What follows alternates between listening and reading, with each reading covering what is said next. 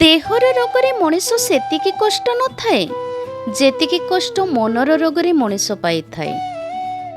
ଖରାପ କରିବାର ବିଚାର ଆସେ ତ କାଲିକି ଟାଳ, ଆଉ ଭଲ କରିବାର ବିଚାର ଆସେ ତାହେଲେ ଆଜି ହିଁ କର।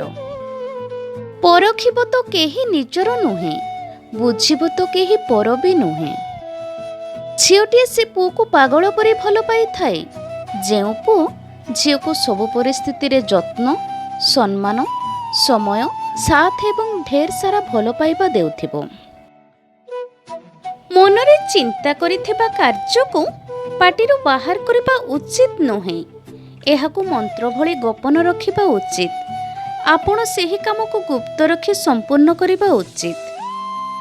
ଏ ସଂସାରରେ ମିତ୍ର ପ୍ରେମ ହିଁ ସତ୍ୟ, କାରଣ ମିତ୍ର ପିତାମାତା, ଭ୍ରାତା, ସଖା ହିଁ ହୋଇଥାଏ। ଅନ୍ୟ ପ୍ରେମରେ ଲାଳସା, ଛଳନା ଥାଇପାରେ, ପରନ୍ତୁ ମିତ୍ର ପ୍ରେମରେ ଛଳନା ନଥାଏ। ମିତ୍ର ପାଇଁ ସବୁକିଛି ଛାଡ଼ି ହେବ।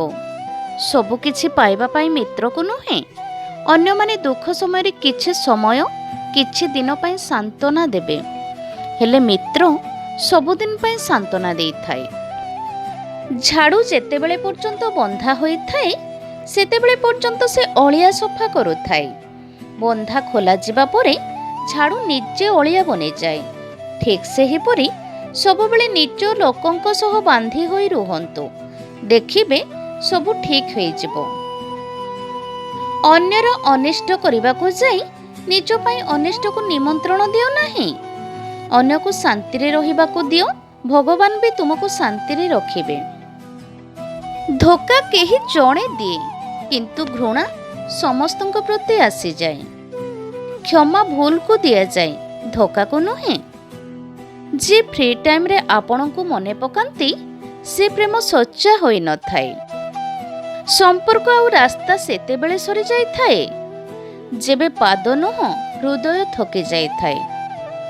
କଥାରେ ଅଛି, ଯିଏ ଆବଶ୍ୟକତା ଠାରୁ ଅଧିକ ଭଲ ପାଆନ୍ତି ସେ ଅଧିକ କାନ୍ଦିଥାନ୍ତି। ବିଶ୍ୱାସ ଏବଂ ଧୋକା ଗୋଟିଏ ମୁଦ୍ରାର ଦୁଇଟି ପାର୍ଶ୍ୱ, କେତେବେଳେ ମୁଦ୍ରାଟି ପାଲଟିଯିବ କହିହେବ ନାହିଁ। ଦିନେ ଶ୍ରୀକୃଷ୍ଣ ରାଧା ପାଇଁ ନୁହେଁ ସୁଦାମା ପାଇଁ କାନ୍ଦିଥିଲେ, କାହିଁକି ନା ପ୍ରତ୍ୟେକ ବନ୍ଧୁକୁ ଜଣେ ବନ୍ଧୁ ଜରୁରୀ ଥାଏ। ଭଗବାନ ଶ୍ରୀକୃଷ୍ଣ କୁହନ୍ତି, ପ୍ରେମ ସିଏ ନୁହେଁ ଯିଏ ଆମର ଗୋଟିଏ ଭୁଲ ପାଇଁ ଆମ ସମ୍ପର୍କକୁ ଛାଡ଼ି ଦେଇଯାଏ। ପ୍ରକୃତ ପ୍ରେମ ତ ସିଏ ଯିଏ ଆମ ଭୁଲକୁ ସୁଧାରି ସାରା ଜୀବନ ଆମ ସାଥ ଦେଇଥାଏ। ମଣିଷର ଚାଲିଚଳନ, କଥାବାର୍ତ୍ତାରେ ଆଟିଟ୍ୟୁଡ୍ ଚେଞ୍ଜ ଆସିଗଲେ ବୁଝିଯିବ ଯେ ସେ ତୁମ ପ୍ରତି ଆଉ ଆଗ ଭଳି ଭଲ ପାଇବା ନାହିଁ। ସମ୍ପର୍କ ବି ବେପାର ହୋଇଯାଇଛି। ପ୍ରେମ କମ୍, ମତଲବ ଅଧିକ।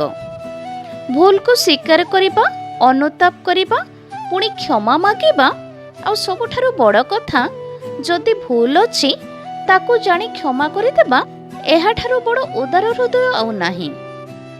ଭଗବାନ ଶ୍ରୀକୃଷ୍ଣ କହିଛନ୍ତି, ସବୁଠାରୁ ମୂଲ୍ୟବାନ କ'ଣ ଜାଣନ୍ତି? ସମୟ ଓ ସମ୍ପର୍କ।